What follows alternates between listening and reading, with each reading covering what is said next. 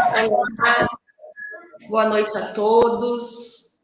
Estamos aqui mais uma segunda-feira para darmos início à nossa live da segunda temporada de lives da Sociedade Espírita Amor e Caridade de Osório, que vai, esta segunda temporada, até o dia 29 de março, todas as segundas-feiras, às 20 horas, transmitidas aqui pela nossa página do Facebook.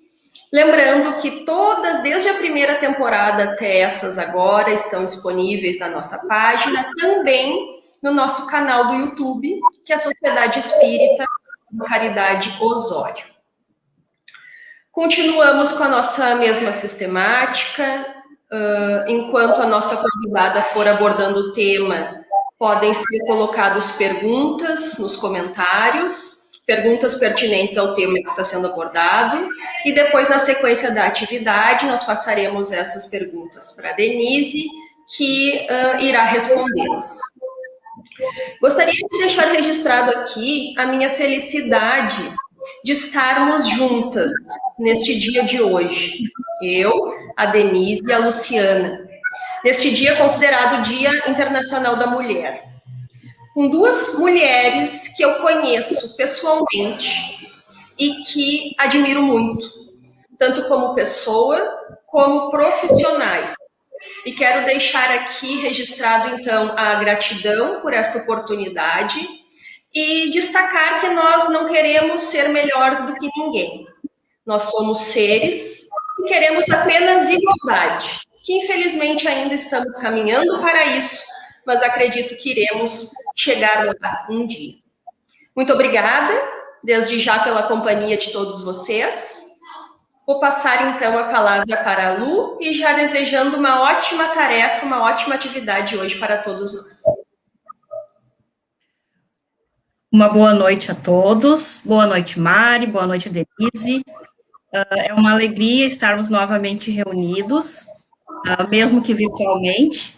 E hoje nós temos, então, aqui, como convidada, uma parceira já da Sociedade Espírita, a Denise, que já esteve conosco durante diversas outras ocasiões, sempre compartilhando o seu conhecimento, e é muito bom termos ela hoje novamente, principalmente nesse momento difícil que nós estamos passando.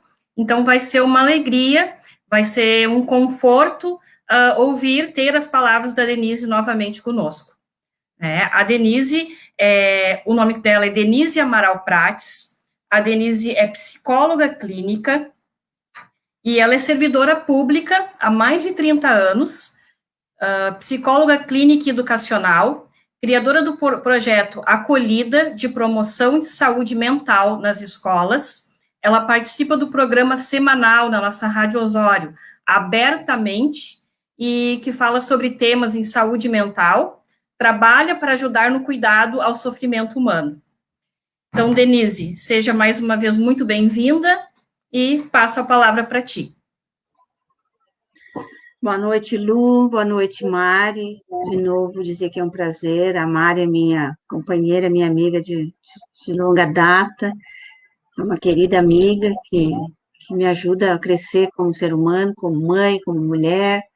Nesse dia dedicado às mulheres, e que hoje de tarde na Rádio Osório eu falava, né, a convite deles, que sobre esse tema, por esse dia, e o quanto ainda temos que caminhar, né, nessa luta de fortalecimento, de garantia de direitos.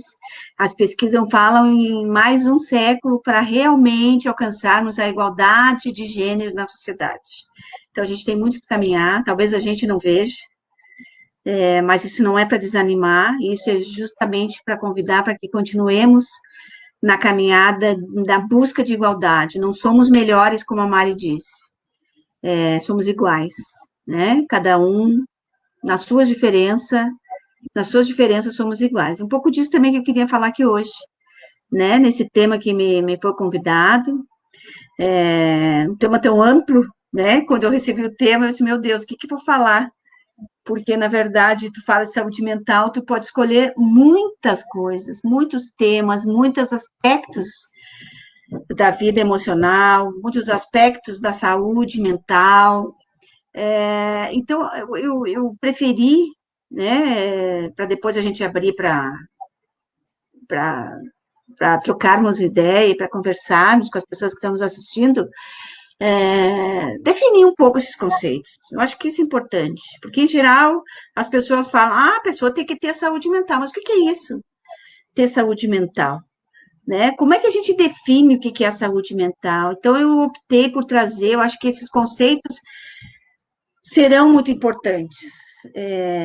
Já são, mas serão daqui para frente na nossa sociedade. A gente conversávamos antes de entrar no ar aqui, tem conversado muito nesse trabalho de ajuda humanitária que tenho feito no Brasil todo, aí, com vários colegas do Brasil inteiro, de atender as pessoas em sofrimento emocional em decorrência da Covid, por perdas, pelos lutos, pelas sequelas, muitas pessoas adoecidas, também para ajudar profissionais que estão na linha de frente, professores que estão tendo que também acolher seus alunos. Então, a gente está nesse projeto de ajuda humanitária aí pelo Brasil todo.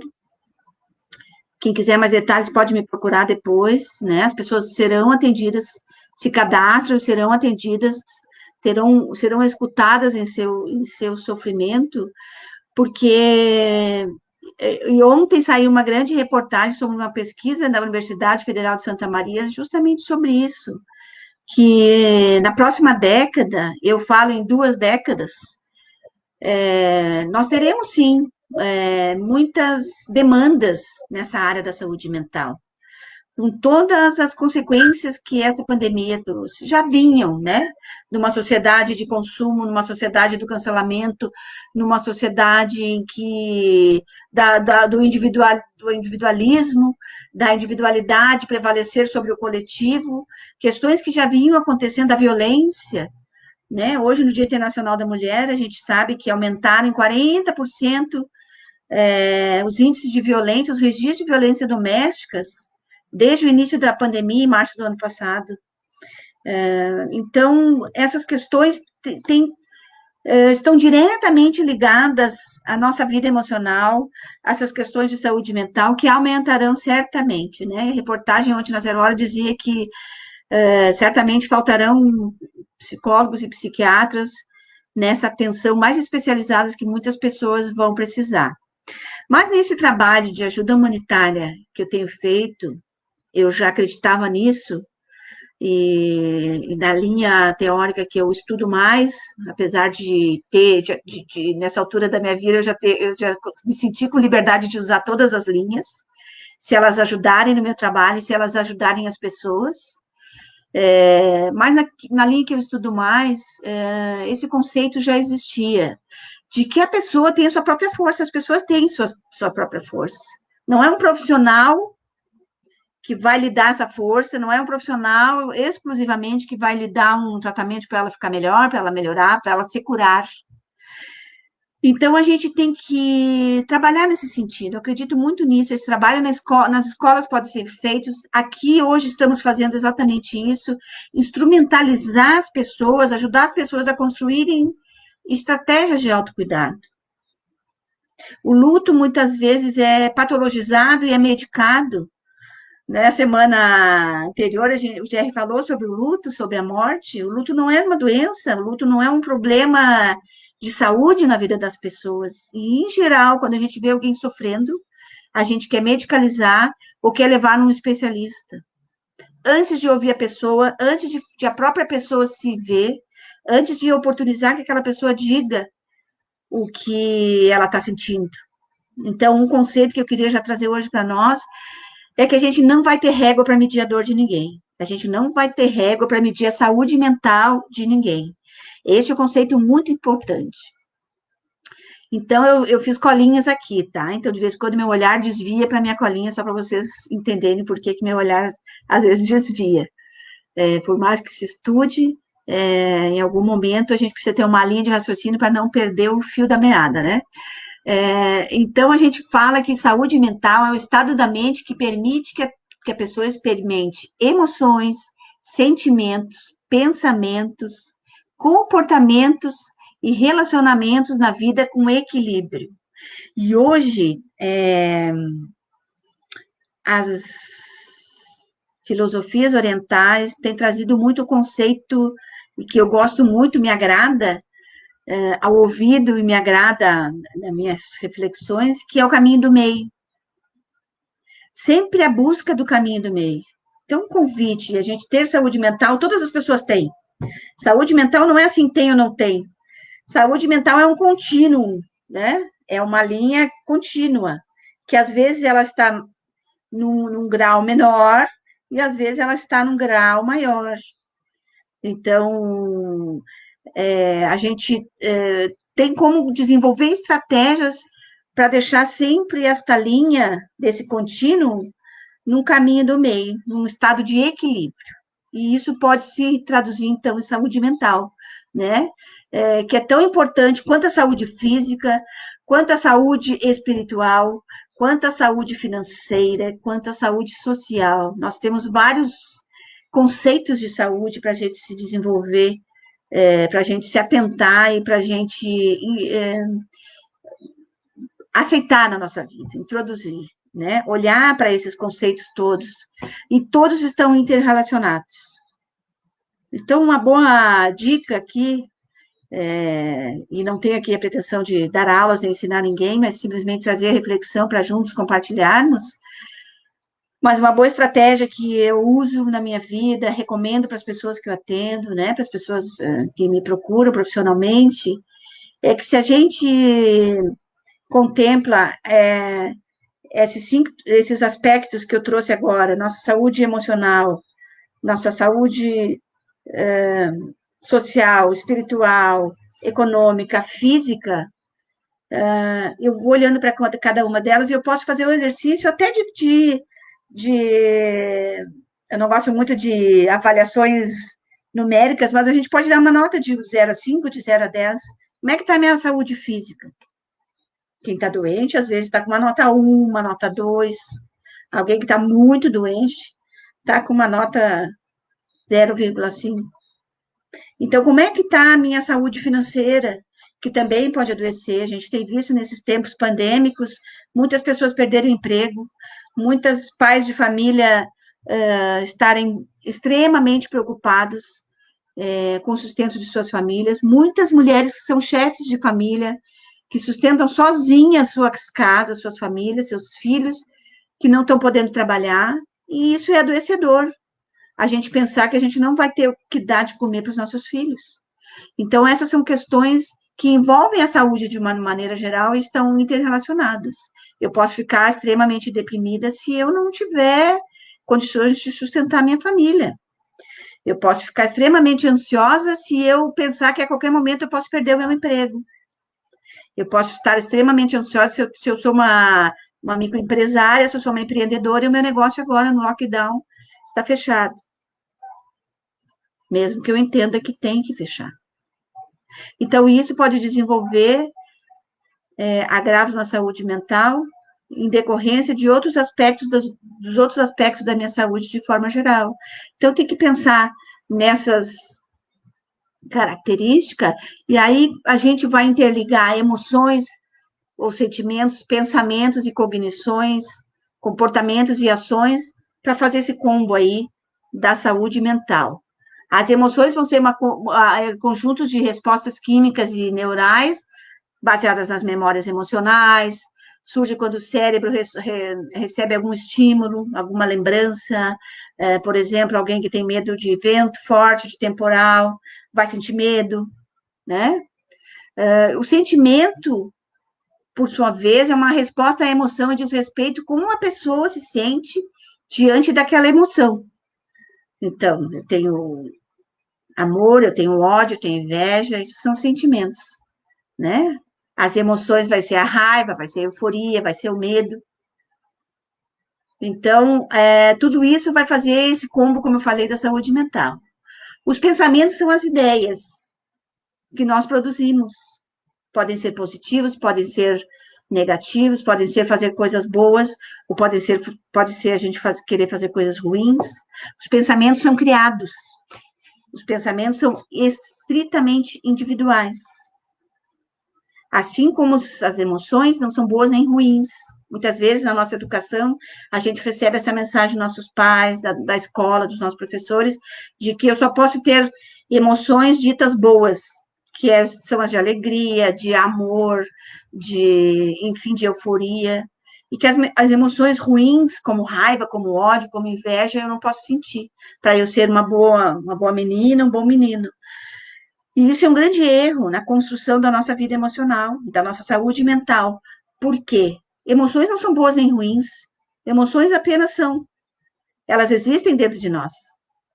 Elas coabitam nossa vida mental e elas têm e cumprem papéis dentro da nossa vida e ao longo da nossa vida. Então, sentir raiva é importante em alguns momentos, sentir ódio, sentir inveja também são importantes na nossa constituição, na defesa de nossa própria saúde, na defesa da nossa própria família até, na manutenção dos nossos limites. Está muito na moda agora, fiquei pensando aqui, está muito na moda nas redes sociais dizer assim, se afaste de amizades tóxicas. Não é verdade? A gente tem ouvido isso, mas o que significa isso? São pessoas, às vezes, que nós nos relacionamos que ultrapassam os limites na relação que a gente estabelece, que nos exploram, que nos abusam, que nos desvalorizam, que nos trazem sentimentos de desvalia. Então, elas podem nos trazer mal-estar. E o que eu faço com isso? Então, essa emoção de raiva ou de inveja, ela vai existir sempre. Mas o que eu faço com isso é que vai determinar a minha saúde mental. Mas as emoções em si não são boas nem ruins, elas são neutras e vão, consequentemente, existir em nossa vida e vão nos constituir como seres integrais. Se eu tiro da minha vida, não posso nunca sentir raiva, eu não vou ser um ser humano completo. E posso me tornar um ser humano apático, um ser humano temeroso, porque eu nunca posso sentir raiva. E a raiva também me dá coragem, me dá força. E se eu sou ensinado, educado, que eu nunca posso sentir raiva, eu suprimo aquela emoção, na verdade, ela não é suprimida, ela é reprimida. E isso pode ser adoecedor. Eu posso desenvolver muitas doenças físicas e emocionais, porque, como a gente falou antes, um ser humano integral, ele vai intercalar, e todas essas saúdes são interrelacionadas. Então, eu posso ter pressão alta, eu posso ter asma, eu posso ter gastrite, úlceras, por emoções que alguém me ensinou que eu tinha que reprimir para ser uma boa pessoa, por exemplo, a raiva. Né? Então, os pensamentos vêm nesse combo aí da constituição da saúde mental, e eles também são extremamente individuais e intransferíveis. Mesmo uma pessoa extremamente psicótica, doente mental grave, que vai produzir pensamentos alucinatórios ou pensamentos desconexos da realidade, aquele pensamento vai fazer sentido, e é produzido por ele, e é um pensamento. Entende o que eu quero dizer com relação aos pensamentos? São as ideias que nós produzimos. Então, a gente pode sim treinar a produção de nossos pensamentos. E por isso que a gente fala tanto também, a gente não pode pensar com a cabeça dos outros. Cada um de nós vai ter que desenvolver nossos próprios pensamentos, e por isso é importante todo um trabalho de autocuidado, todo um trabalho de autoconhecimento. Como me comporto diante de determinada situação, como me comporto diante de determinada pessoa, e aí, no último item que compõe a saúde mental, vem exatamente os comportamentos, que são as ações, atitudes, respostas ao ambiente, a partir das minhas emoções, dos meus sentimentos e pensamentos. Né? Eles podem ser adaptativos, de cooperação, de ajudar os outros, ou disruptivos e desadaptativos, que é agredir alguém, se isolar. Hoje a gente fala em isolamento de outra forma, né? Mas aqui eu estou falando daquele isolamento do não convívio de maneira intensa. E aí já é um cuidado aqui para pais, de crianças, adolescentes, dos idosos também, de todos nós, mas em algumas faixas etárias requerem mais atenção de todos nós, principalmente de nós adultos que cuidamos e somos responsáveis pelo desenvolvimento tanto das crianças, adolescentes, como cuidado por idosos, muitas vezes, nas nossas vidas, de observar o comportamento. Às vezes, imediatamente, eu não posso saber qual é o pensamento, porque ele pode não estar manifestando, né? A gente não lê pensamentos. Mas o comportamento, muitas vezes, vai mostrar o pensamento, de que maneira o pensamento está funcionando. Então, se eu tenho comportamentos de isolamento, se eu tenho comportamentos extremamente irritativos, ou, né, de agressivo, ou se eu tenho um comportamento extremamente alegre, sabe, além da conta, ninguém é alegre assim o tempo inteiro, por isso que a gente fala que as emoções são neutras, elas vão circular na nossa vida mental. Às vezes as pessoas estão com um tom acima de alegria, e aí também a gente vai poder, vai ter que observar o que está significando isso, né? Então, esses são os componentes da saúde mental. Então, a gente pode dividir, organizar a saúde mental, para a gente didaticamente entender que é um primeiro item, um primeiro eixo, vamos dizer assim, das habilidades de cada pessoa, que habilidades ela tem para lidar com essas emoções, com esses pensamentos, com esses sentimentos e com esses comportamentos. Quais são as habilidades, quais são as ferramentas, que era disso um pouco que eu estava falando antes. Como eu lido quando vem a inveja, como eu lido quando vem a raiva, quando eu lido quando alguém não quer ser meu amigo, como as crianças, né? Por que o bullying acontece muitas vezes e leva muito tempo para a criança denunciar o bullying? Por que a violência contra as mulheres acontece ou contra os idosos? Porque, às vezes, essa pessoa não tem habilidades, às vezes por questões culturais, eu não estou falando só aqui de questões individuais, por isso que eu falo nos aspectos na saúde financeira, social, espiritual, emocional, porque às vezes alguém me ensinou a vida inteira que uma mulher tem que se comportar de maneira muito calada e muito submissa. E quando alguém vem me agredir, eu acho que eu tenho que tolerar isso. E às vezes, para romper esse ciclo de violência, ela vai precisar de ajuda, sozinha ela não vai conseguir, né? Então, esse primeiro eixo é justamente das habilidades para lidar com esses combos todos que define a saúde mental. O segundo eixo seria do funcionamento das pessoas nas diversas esferas da vida, que eu já falei um pouco. Como é que essa pessoa se comporta na comunidade, na escola, com os amigos, na família, nas atividades de lazer. Como que ela vive isso? Muitas vezes arrumando sempre muitos problemas, aquela pessoa que resolve tudo, né, quebrando as coisas, dando pé na porta, ou agredindo as pessoas, ou aquela pessoa que nunca consegue dizer a sua opinião sobre as coisas que dizem respeito à vida dela. Então, muitas vezes, ou sempre, a saúde mental vai funcionar dessa maneira. Quanto mais habilidades eu tenho para lidar com as minhas emoções, pensamentos e comportamentos, mais prosperidade eu vou ter nas minhas relações com a comunidade, com a escola, com os amigos, com a família e com o lazer. E naquele contínuo que eu falei. Quanto mais dificuldades eu tenho em lidar com esse combo aí de emoções, de pensamento e comportamento, mais prejuízo eu vou ter nas minhas relações, na comunidade, na escola, na família e tudo mais. Então, uma coisa é inversamente proporcional à outra, né? Nessa linha contínua que eu falei. Então, a gente vai ver, assim, alguns exemplos. Quem são as pessoas que têm boa saúde mental? São aquelas que lidam bem com as emoções, com os sentimentos, com as ideias, que levam uma vida produtiva, com sentido, com comportamentos que promovem uma conexão com os outros, né? Que tem boas relações, que tem grupos de amigos, e aqui eu não preciso ter 1 milhão de amigos para ser uma pessoa bem-sucedida emocionalmente, mentalmente. Essa é outra falácia aí que a sociedade inventou. Uma pessoa, para ter sucesso, tem que ter 1 milhão de amigos. Não. Ninguém consegue ter 1 milhão de amigos. Assim como outra outra idealização, outra fantasia, é de que as mulheres são mais inteligentes que os homens, porque têm condições de fazer muito mais coisas ao mesmo tempo do que os homens.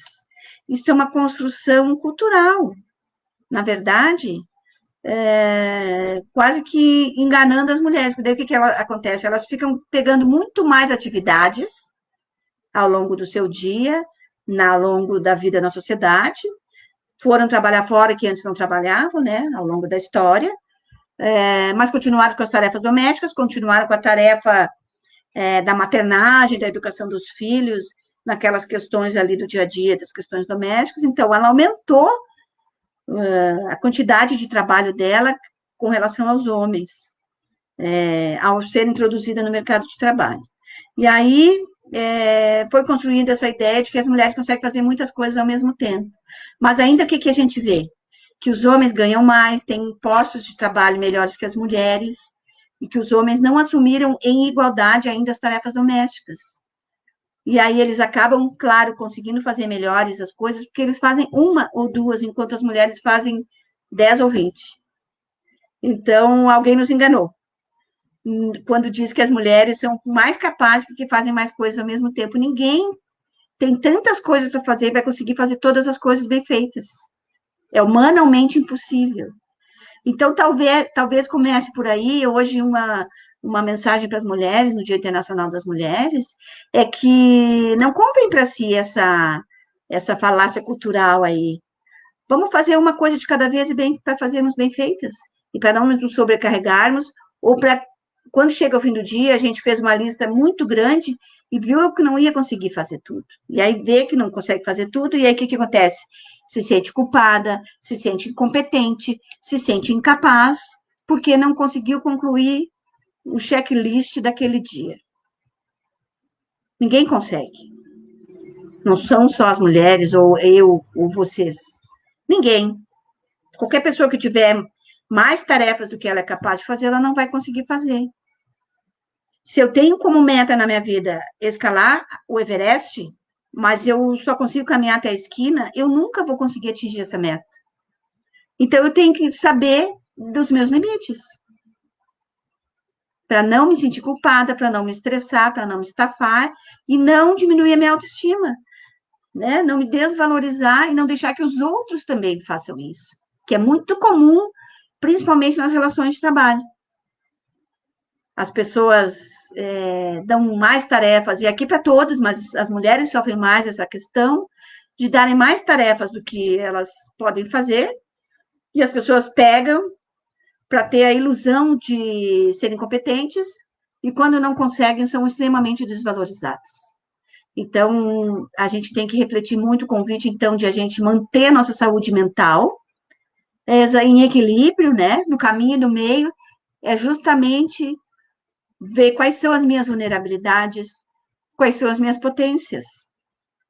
Ninguém consegue fazer tudo, por isso que eu também questiono muito a expressão guerreira quando as pessoas se referem às mulheres, porque elas são guerreiras. Ninguém é guerreiro nem super-herói. Somos seres humanos, passíveis de erros, com várias competências, mas com várias vulnerabilidades, iguais a qualquer outro seres humanos. Muitas vezes, alguns seres humanos se colocam em nível de igualdade, de condições de superioridade, justamente por causa dessas construções sociais e culturais que eu estou falando aqui. Então, isso a gente faz com as crianças, a gente faz com as mulheres, a gente, sociedade, faz com os negros, faz com os idosos, né? Às vezes a gente desqualifica as capacidades daquela camada ali, aquele grupo social, porque isso acaba me dando mais poder. Atualmente, em geral, o grupo social que mais se beneficia são os homens, com esse estado de relações sociais, né? Então, as pessoas que têm boa saúde mental vão poder compartilhar as conquistas e os desafios, vão ter um bom relacionamento familiar, além de ter condições de aproveitar atividades de lazer. Tem pessoas que não conseguem em nenhum momento aproveitar um momento de descanso. Eu tenho ouvido muito isso agora nesse período de pandemia, atendendo as pessoas, a maioria professoras, que dizem, né, na aula remota, que os professores tiveram aqui, as professoras que se ressignificar, eu acho que é a classe social que mais, o grupo profissional, não é social, desculpem, que mais se ressignificou, se reorganizou nos seus processos de trabalho foram os professores, porque de uma hora para outra tiveram que mudar seus métodos de trabalho. Os profissionais de saúde, que também são, né, maravilhosos aí em tudo que estão fazendo na sociedade, eles estão tendo mais trabalho, um volume gigante de trabalho, mas eles já sabiam o que eles tinham que fazer. Nada mudou no processo de trabalho, nos métodos de trabalho, mas os professores tiveram que sair de suas aulas presenciais, do seu contato amoroso e carinhoso com seus alunos, cara a cara, dentro da sala de aula, e construir uma nova sala de aula. Em poucos dias, em poucas semanas. Então, é todo um ressignificado, e isso está trazendo muito sofrimento. Eu tenho ouvido isso de pessoas no Brasil todo. E algumas delas dizem isso. Eu sento, às vezes, para ver uma série na Netflix e me sinto culpada, porque é como se eu não tivesse o direito de estar sentada, curtindo ali aquela série que tanto eu queria ver na televisão. Muitas mulheres sentem isso. Muitos homens também, porque também são criados com a ideia de que eles têm que ser provedores, de que eles têm que ser fortes, eles têm que ter sucesso sempre. Então, eles não podem ter momentos de lazer. É muito comum ainda, no passado mais, mas a gente ainda vê homens com suas famílias que não se dão o direito de ter momentos de lazer. Antigamente era mais comum, né? Os homens levavam as famílias para a praia e ficavam trabalhando. Mas a gente ainda vê isso, né? Numa sociedade, numa classe média aí, ou então dessas classes sociais onde os homens ainda é visto com muito preconceito, aquele homem que ganha menos que a mulher, ou que fica em casa cuidando dos filhos, para a mulher ir trabalhar. Então, são todas construções sociais que a gente tem que ressignificar e desconstruir para a gente ter mais saúde mental. Tudo isso é fonte geradora de muito sofrimento emocional, de muita violência doméstica, inclusive de muito suicídio, né? Mundo afora. Uma pessoa que tem capacidade, que tem boa saúde mental, vai ter, então, capacidade também de aguentar as adversidades, de aguentar as frustrações, as perdas, ser capaz de ser resiliente. Então, imagine nesse momento pandêmico, onde a gente tem que ficar dentro de casa, onde a gente tem que adiar planos, onde a gente perdeu o nosso mundo presumido, onde a gente sabia o que a gente ia fazer amanhã, semana que vem, mês que vem, a gente sabia como é que a gente ia sair de férias, de uma hora para outra a gente não pôde fazer mais nada disso. Perdemos o mundo presumido. Isso é um grande luto. É um luto coletivo e mundial. Luto não é só quando morre a gente perde alguém amado. O luto são todas as situações de perdas na vida. Luto de um animal de estimação que a gente ama, luto de um trabalho, uma separação, e a pandemia é um luto coletivo que estamos vivendo todos. Então, aquelas pessoas que não tinham desenvolvidas ferramentas, estratégias de autocuidado, mais desenvolvidas, que já tinham, quando chegou essa crise, infelizmente sofreram mais, estão sofrendo mais e vão adoecer mentalmente e também fisicamente mais. Muito mais do que aquelas pessoas que já tinham estratégia de cuidar da saúde física, de cuidar do seu lazer, de cuidar das suas relações, de ter contemplar um espaço da semana para si. Muitas pessoas acham que não tem direito a isso. Sim, eu posso ter um horário na semana, um tempo só para mim. Eu adoro usar a expressão nadismo. É fazer nadismo, sentar e não fazer nada. Se não quiser nem ler nada, não fazer nada. Fica sentado no sofá. Pega o chimarrão, ou nem chimarrão nenhum, e fica contemplando o céu, a natureza, contemplando, fecha o olho. Por que eu não posso fazer isso? Eu posso, isso me reabastece, isso me conecta comigo mesmo. E algumas pessoas acham, inclusive, que é ridículo isso, né? Que acham que isso é tão simplório, e que isso não vai ter efeito nenhum sobre a vida emocional das pessoas, e tem muito efeito. Assim como a meditação, assim como atividades e práticas de respiração, assim como as atividades físicas, não é só para o corpo, né? A gente viu no início que a saúde mental, ela é interrelacionada com todas as nossas saúdes. Se eu cuidar bem disso tudo, eu vou ter mais energia para trabalhar, eu vou ter mais paciência para educar meus filhos de uma maneira mais amorosa, mais compassiva, mais harmoniosa. Eu vou deixar meu ambiente doméstico muito mais calmo, muito mais tranquilo, e todo mundo vai se sentir melhor. Quanto mais eu cuido de mim, quanto melhor está a minha saúde mental, mais condições eu tenho de cuidar do outro. E aí, essa semana, alguém me perguntou, semana passada, uma pessoa que eu estava atendendo, por que as pessoas não ouvem umas às outras? E a minha resposta foi, e aqui depois outras pessoas podem opinar, porque elas não estão podendo falar também. Então, quando alguém para escutá-las, elas não querem ouvir, elas só querem falar.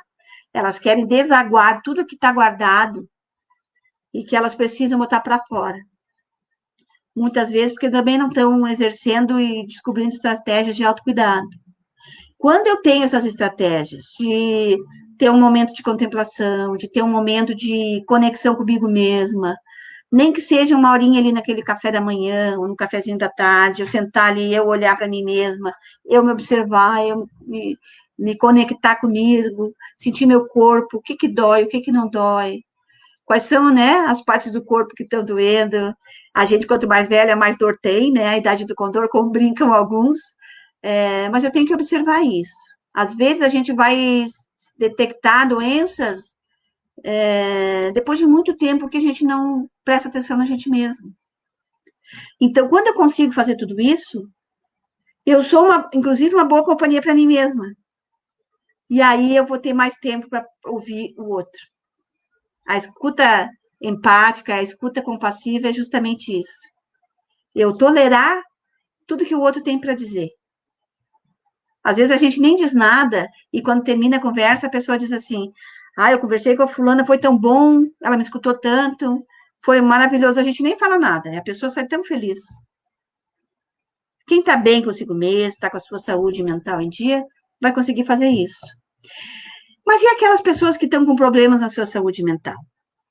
Como é que são? São aquelas que têm dificuldade de lidar com as emoções, têm pensamentos e ideias inadequadas, que têm comportamentos que levam ao isolamento ou a problemas de interação social, problemas no relacionamento aí sociais, conjugais, familiares,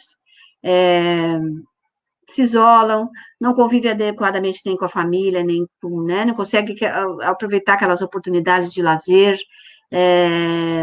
porque tem uma desorganização emocional, psíquica, em vários graus, às vezes muito pequenas, e aí, como a gente não tem o hábito de se observar, nem de observar, às vezes, mais intensamente as pessoas que estão perto de nós, demora para a gente perceber que a pessoa não está bem, emocionalmente também. A gente ouve muito dos pais isso. Como eu não vi que meu filho não estava bem, né? Então, a gente vai ver manifestações, às vezes, disruptivas ou inadequadas nos sentimentos, tem crise de choro, tem euforia, né? Aquela alegria exacerbada, tem ausências, muitos esquecimentos, agressividade, tristeza, agitação. Quando a gente atende adolescentes, é muito comum, e aqui eu não quero culpar ninguém, ninguém tem culpa, ninguém não cuida bem de quem ama por querer. É porque não se deu conta, né? É porque não conseguiu prestar atenção, porque não tinha esse conhecimento. E uma das tarefas da gente estar aqui hoje é essa, trazer essa reflexão para que todo mundo busque esse conhecimento, né? Educar filhos, cuidar de pessoas requer que a gente estude também. A saúde intelectual também faz parte da saúde. Se eu passar o dia inteiro só vendo BBB, eu talvez não tenha uma saúde muito boa, ou só noticiário policial, eu talvez não desenvolva uma boa saúde intelectual, porque eu vou ter pouca informação. Ao passo que se eu fizer boas leituras, se eu tiver conversas agradáveis com alguém, se eu assistir bons filmes, a arte pode ajudar muito no desenvolvimento da saúde, de maneira geral. né?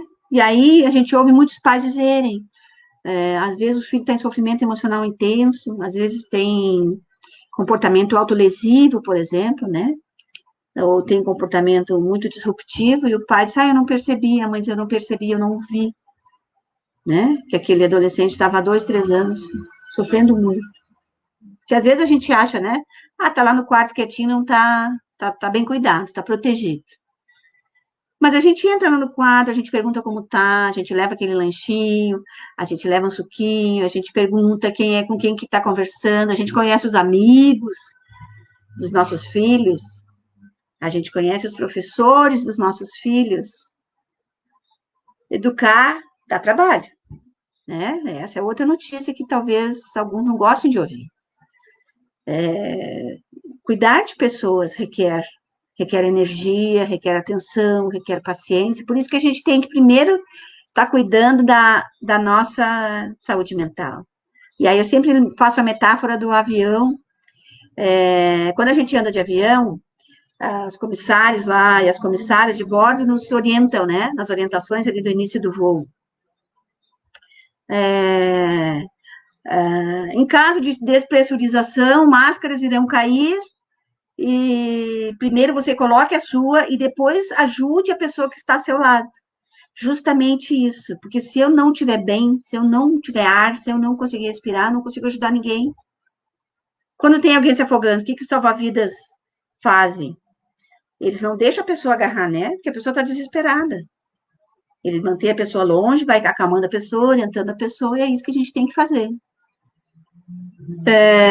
Então, a gente vai desenvolver essas habilidades que eu falei antes, né? De lazer, de culturais, esportivas, de tolerar frustrações. A gente vai desenvolver, de ser treino que nem na academia. Também outra coisa que as pessoas pensam.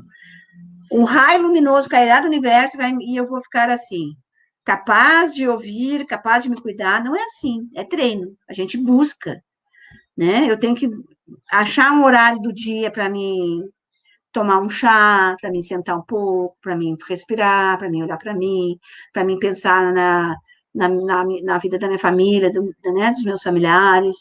Então, é treinar. O que mais que eu vou fazer? Que atividade física eu vou fazer? Tem gente que diz assim, eu não gosto de academia, mas vai lá, só tentou academia.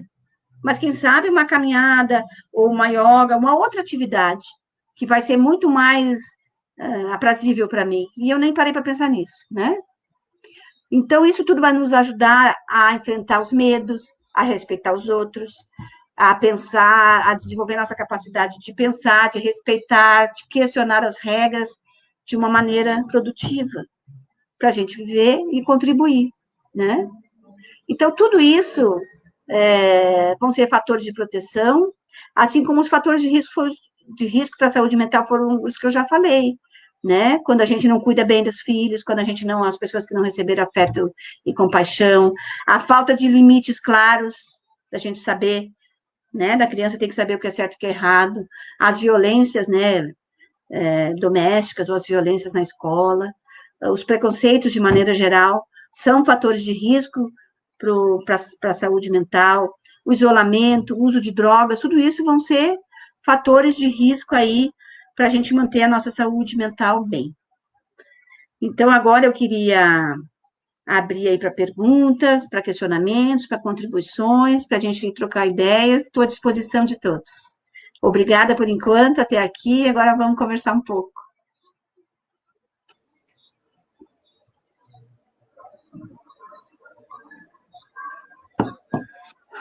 Então, vamos começar a conversar.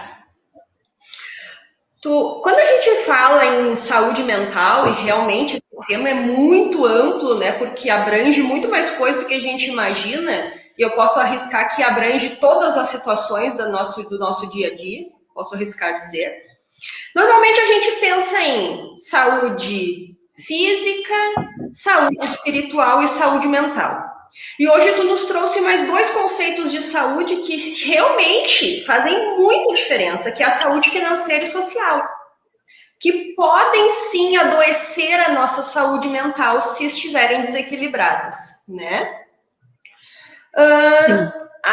A doutrina espírita, vou falar mais especificamente da Sociedade Espírita Amor e Caridade, ela preza muito pelo andar junto da parte espiritual e da ciência. Nem um e nem o outro sozinho, mas os dois andar junto como fator assim muito importante. Tu disseste que nós precisamos saber nos conhecer, os nossos sentimentos, né? Saber lidar com as situações do dia a dia, o que fazer com as situações e com os nossos sentimentos. Eu acredito que a terapia, a parte da psicologia, nos ajuda nessa troca de conversa, que pode ser até entre amigos de uma maneira mais informal, né? O trocar, o ouvir, o falar, né? O desabafar, o esvaziar. Então, Denise, eu gostaria de te perguntar o seguinte: neste caminho de fé com ciência, né? Que ponto tu acha que tu nota nas tuas vivências, na tua profissão e até pessoal, que a fé pode ajudar ou atrapalhar nesta organização, nesse turbilhão de sentimentos? Por que eu digo atrapalhar antes de passar a palavra? Quando falávamos umas 2 semanas atrás aqui nas lives com o GR sobre o luto, nós comentamos que muitos espíritas dizem que não pode sofrer porque a vida continua quando desencarna alguém. Isso atrapalha, certo? Semana passada, conversando sobre Deus no comando, eu não vou fazer a minha parte porque Deus está no comando e fará tudo por mim, né? Ou até que ponto a fé me ajuda também a superar a minha desorganização? Então eu gostaria que tu linkasse essa parte para nós, por favor. Então, puxa, Mari, difícil, hein? Eu tenho um posicionamento que ele vem se transformando ao longo do tempo, justamente por ver as pessoas, ele vem se sedimentando, vamos dizer assim, não se transformando, que é justamente assim, a saúde espiritual é extremamente importante na vida das pessoas, extremamente importante, ela vai nos dar, ela pode cumprir uma função organizativa, ela pode cumprir uma função acolhedora, uma função de continência para esses momentos de dor, para esses momentos difíceis que todos nós passamos, porque eles são inexoráveis, eles são imprevisíveis e eles são intransferíveis, né? Então, quando a gente pensa nisso, e com tudo que a gente falou até aqui, de como a gente organiza e mantém a saúde mental, né? Nós já sabemos que a saúde mental, ela não é tem ou não tem, a gente pode mantê-la em equilíbrio, essa deve ser uma tarefa de todos nós, e a saúde espiritual pode contribuir muito com isso. O que a gente vê acontecer, né? Falando aqui profissionalmente, é um assunto bem delicado, né? Sempre falar de religião, de política. As pessoas também misturam religião com espiritualidade. E muitas vezes somos mal interpretados. Mas o desenvolvimento, a saúde espiritual, que às vezes é linkada, a ciência não nega mais, a ciência incorpora, ela é um braço da saúde, né? Não existe mais nenhuma pessoa da ciência que negue toda essa questão da vida espiritual na vida das pessoas, para a manutenção desse caminho do meio aí, no equilíbrio da saúde mental. Mas o que a gente vê? Que, de acordo com as ferramentas e com as estratégias que cada um de nós desenvolve ao longo da vida, de acordo com os fatores de proteção ou de risco para a saúde mental que essa pessoa vivencia, por exemplo, uma infância com poucos cuidados, uma infância com negligência, essa pessoa pode desenvolver o que a gente chama, existe uma teoria chamada teoria do apego, que vai falar sobre isso, outras também falam, mas essa ela explica de uma maneira muito didática, essa pessoa vai desenvolver um apego frágil e ela vai buscar um pai e uma mãe, e muitas vezes busca em Deus. E aí um pouco disso que tu falou. Deus vai me proteger. E eu vou abrindo mão de eu mesmo me proteger.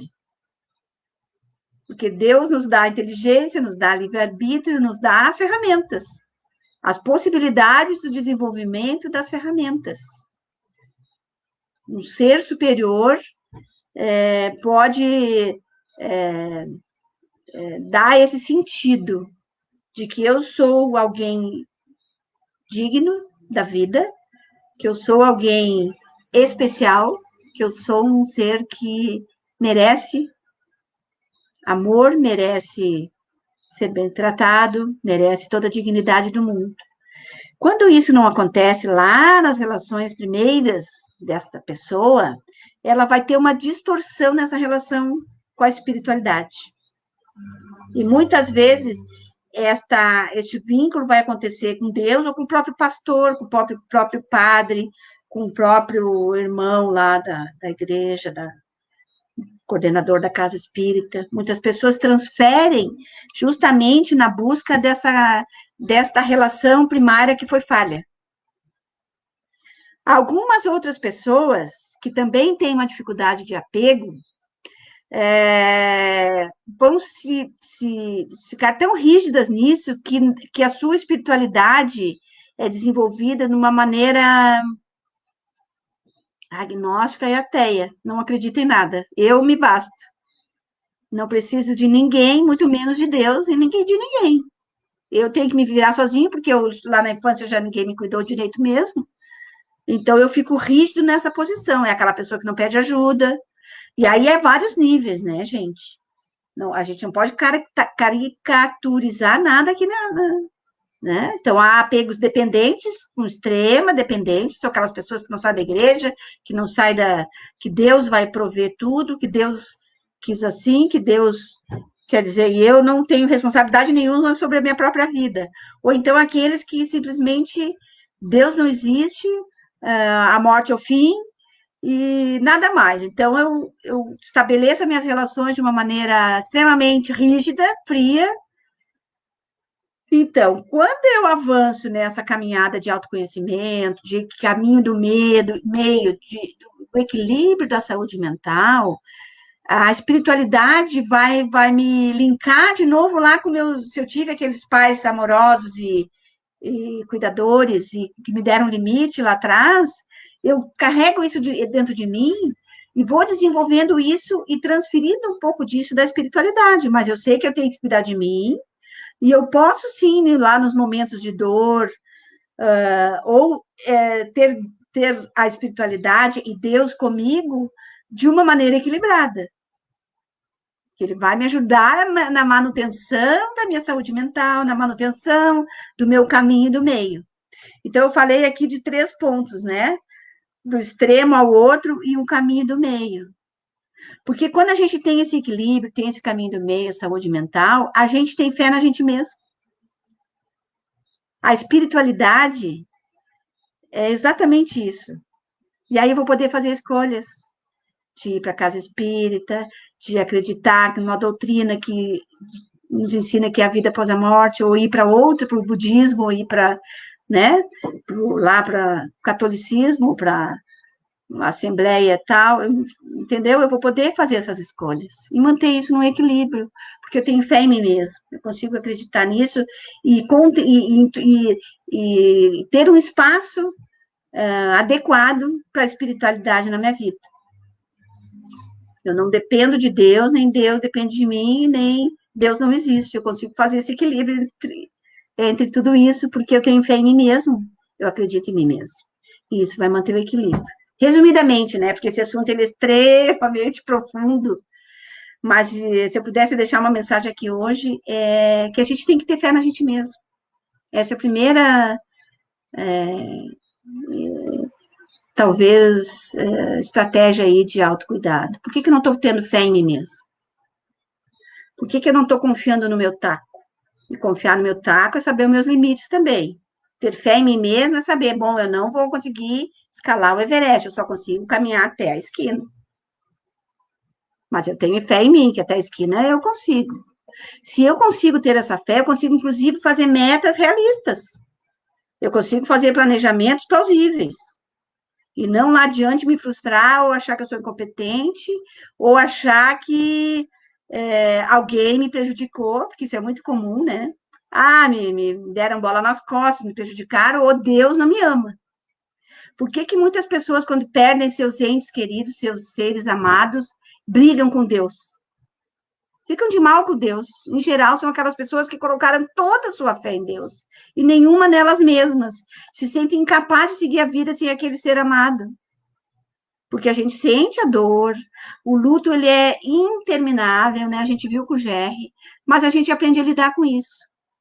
Porque uma das estratégias também de autocuidado e de saúde mental é incluir o conceito de finitude. Nesta terra aqui, para quem acredita que a vida continue, ou de finitude nessa vida aqui, para quem acredita que, bem, essa vida termina aqui. De qualquer maneira, a finitude neste plano aqui, ela existe.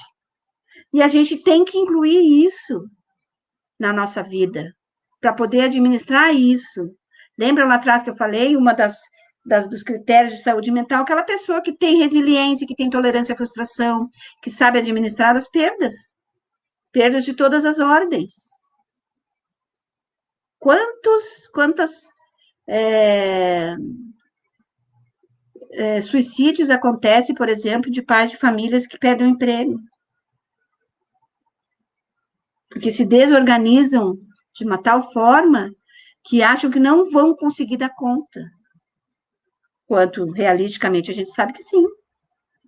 Todos nós aqui que estamos minimamente equilibrados, sabemos que sim, a gente vai passar esse período difícil, mas a gente vai conseguir. A pandemia um dia vai terminar. Ela não vai ficar para sempre. Vamos ter perdas, vamos ter lutos, vai ser inesquecível, sim. Mas nós vamos passar por ela. Alguns vão ficar, outros vão conseguir passar. E nós temos que acolher tudo isso. Isso não quer dizer que não vai ser difícil, que não vai ser doloroso, que não vai ser horrível. Mas se a gente tem todas essas ferramentas que eu falei até agora, a gente consegue sim passar por tudo isso. Se a gente também tem desenvolvido tudo isso na nossa rede de apoio, se eu convivo numa rede de apoio de amigos, de familiares, no trabalho, né, no lazer, lá na minha igreja, eu tenho essa rede de apoio, eu não vou me sentir só. Eu desenvolvi essa rede, mas primeiro a minha rede interna. Para mim nunca achar que Deus me abandonou. Ou que é Ele que vai resolver todos os meus problemas. Se quer ficar fácil. Ninguém disse que era fácil, mas pode ser mais leve.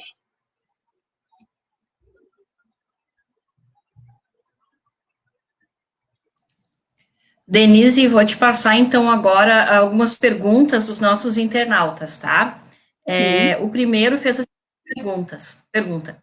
As pessoas têm tido muitos rompimentos durante a pandemia. Foi a pandemia que adoeceu a saúde mental ou essa saúde já estava antes da pandemia combalida? Perfeita pergunta, muito boa. Não, a pandemia botou uma luz, uma lente de aumento aí, né? Eu sou uma mulher metafórica, eu adoro, eu acho que a metáfora ajuda a gente a explicar as coisas melhores.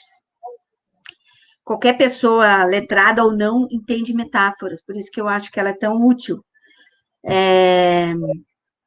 E eu tenho usado a metáfora da pandemia, porque começou a pandemia e todo mundo começou a dizer, estamos no mesmo barco, estamos no mesmo barco. E aí a minha metáfora não foi essa, a minha metáfora foi que estamos no mesmo mar. A gente não está no mesmo barco. Cada um tem o seu barco. O nosso barco é tudo isso que eu falei até agora, nossas ferramentas, as nossas estratégias, esses fatores de risco e de proteção para desenvolver bem ou não a nossa saúde mental. Isso é o nosso barco. Tem gente que tem barcos fortes, potentes, barcos organizados, que tem bastante combustível, e que vai. Tem pessoas que têm um barquinho bem fraquinho.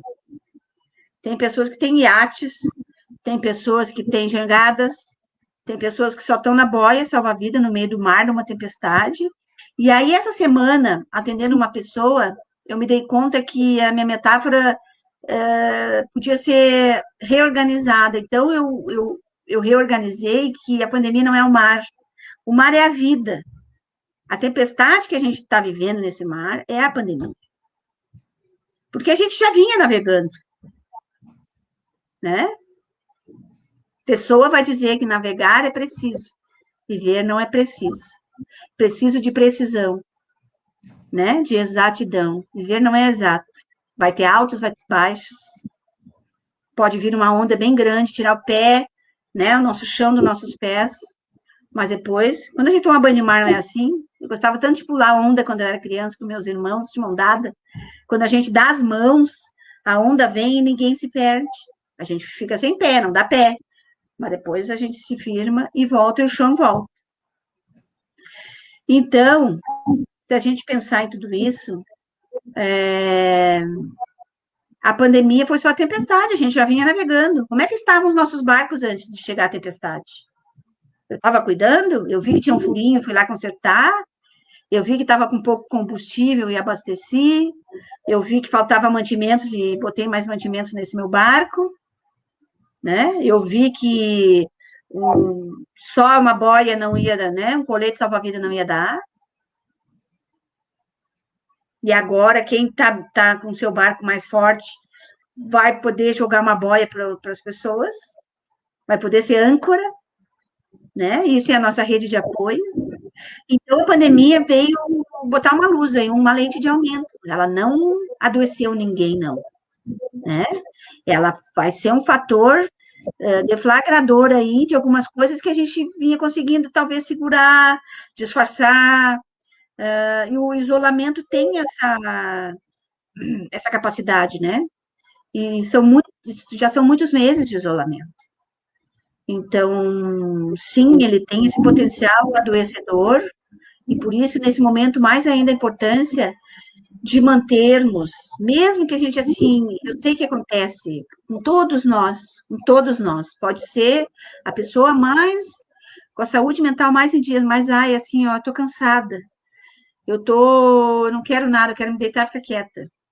E aí eu vou deixando de ligar para as pessoas, eu vou deixando de falar, tá todo mundo numa exaustão pandêmica.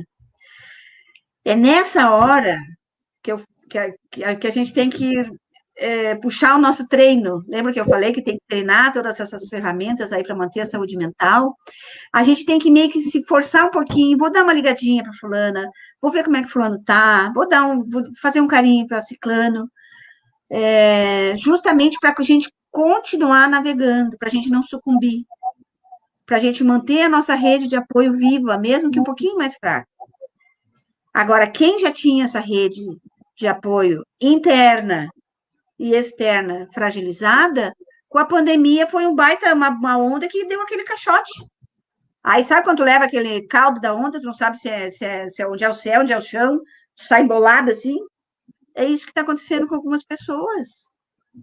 Então, sim, vai desorganizar a questão econômica, a questão das relações, a questão dos vínculos.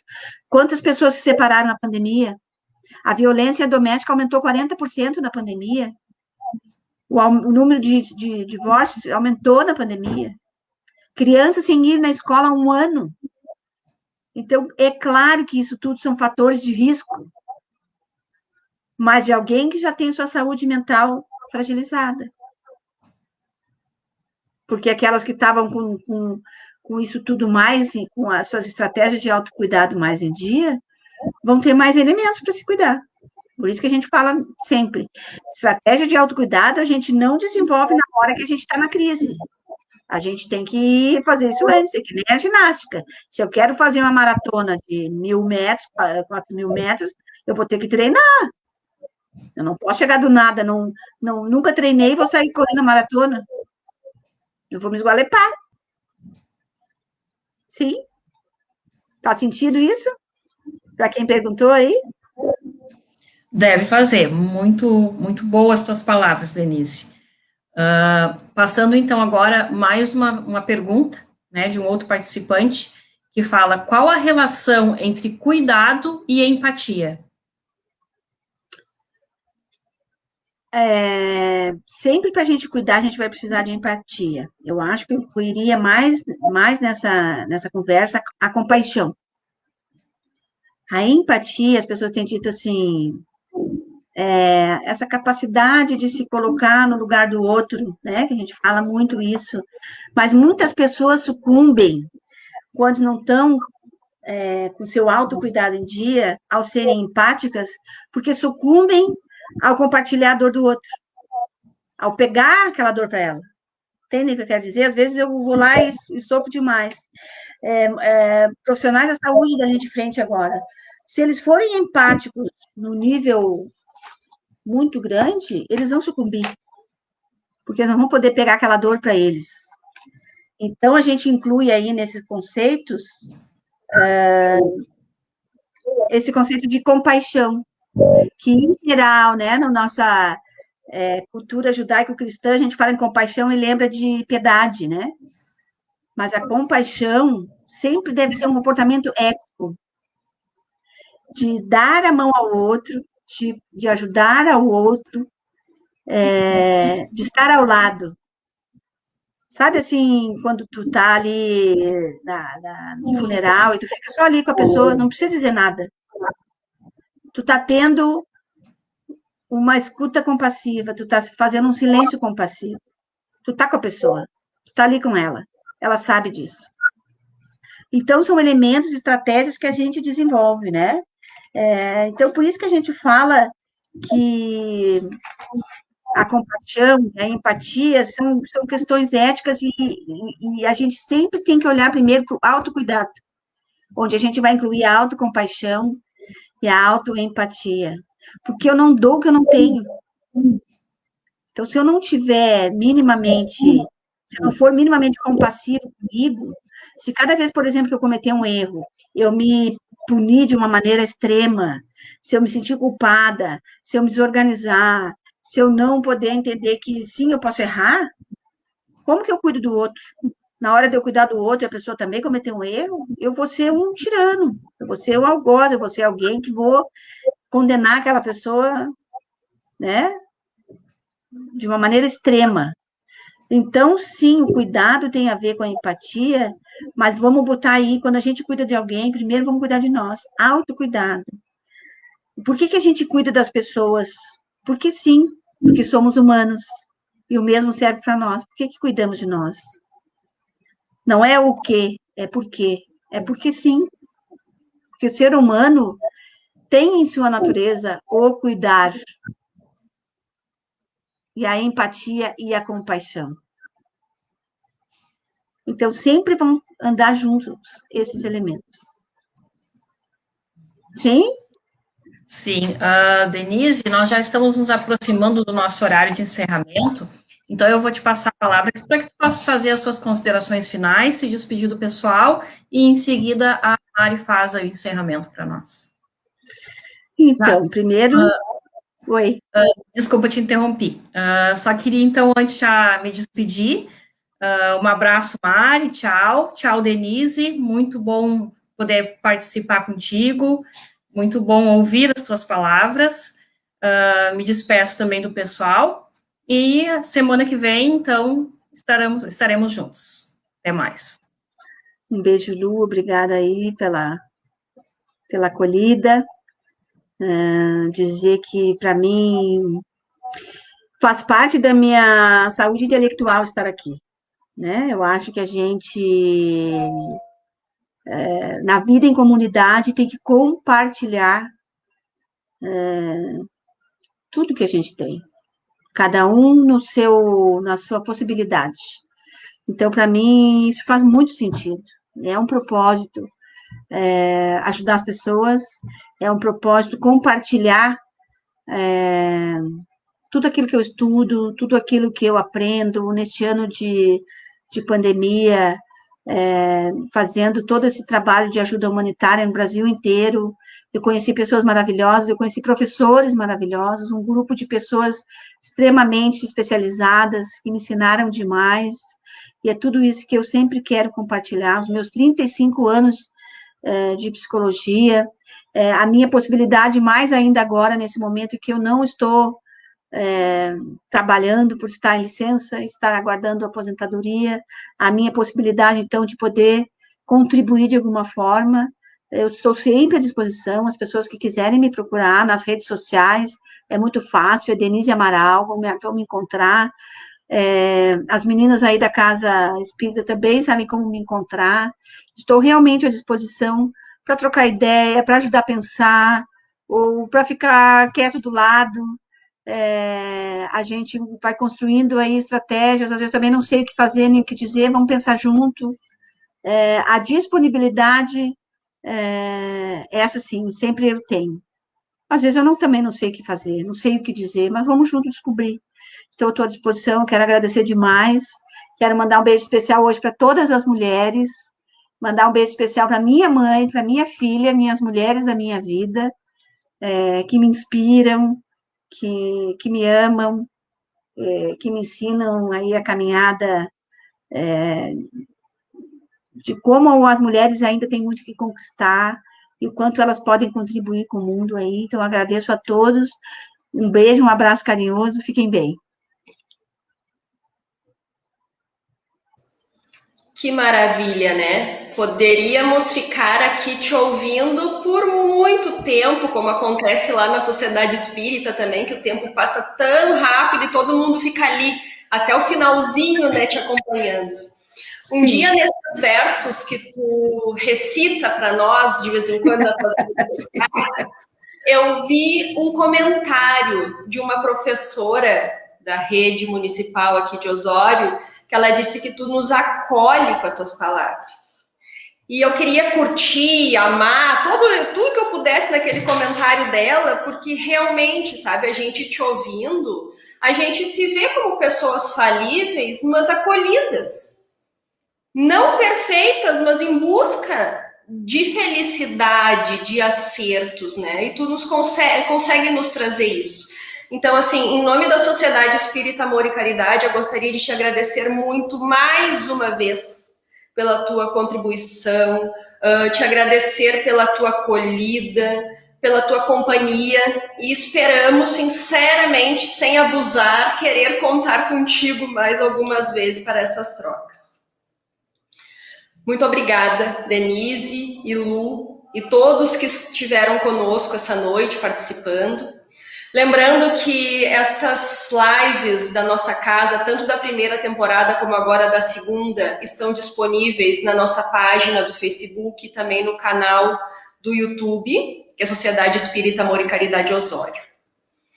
Também gostaria de frisar que o que eu aprendi contigo, Denise, ouvi muito e acabo me sendo muito repetitiva, mas eu gostaria de repetir de novo. Não precisamos ser onipotentes, né? Temos que pedir ajuda. Eu ouvi tu falar isso e isso me tocou de uma forma. Não precisamos dar conta dos nossos problemas, nem dos problemas dos nossos filhos. Ainda há um preconceito nessa história de procurar um profissional, né, de saúde mental. Não precisamos estar no fundo do poço para isso, né? Podemos sim pedir ajuda, então que fique este convite aberto, né, para todos nós. Encerro então hoje convidando a todos, Denise, Lu, todos que estão conosco, para a próxima segunda-feira, o nosso próximo encontro no dia 15 de março, às 20 horas. O tema é espiritualidade, contribuições do pensamento espírita, como está aí na tela para todos, com o Solano Reis.